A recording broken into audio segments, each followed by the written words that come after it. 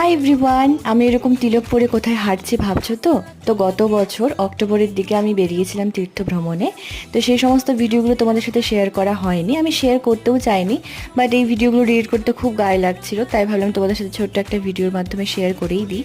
তো তোমরা দেখে আশা করি বুঝতেই পারছো কোথায় এসেছি।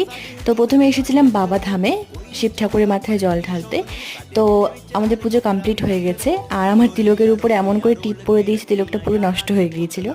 তার পাশে ছিল এই একটা সুন্দর মন্দির, মন্দিরটার নাম আমি ঠিক ভুলে গেছি, বাট এটা একটা মন্দিরই, ভেতরে ঠাকুর গুরুদেবের সব ছবি ছিল। দেন আমরা এসেছিলাম দেওঘরে। দেওঘরে আসার এটাই কারণ আমার ঠাকুমা অনুকূল ঠাকুরের দীক্ষিত, তাই একবার দেখতে দর্শনে এসেছিলাম। আর এটা নেক্সট দিন আমরা এসেছি গয়াতে। গয়াতে সবার পিণ্ডি দেওয়ার কাজ ছিল, তার জন্যই গয়াতে নামা। তো এখানে সবাই বসে পড়েছে, আমার পিসিমণিও দিয়েছিল। তো এরপরে ভিডিও দেখতে হলে আমার চ্যানেলটাকে সাবস্ক্রাইব করে দিও, আর আশা করছি ভালো লাগবে। Stay tuned.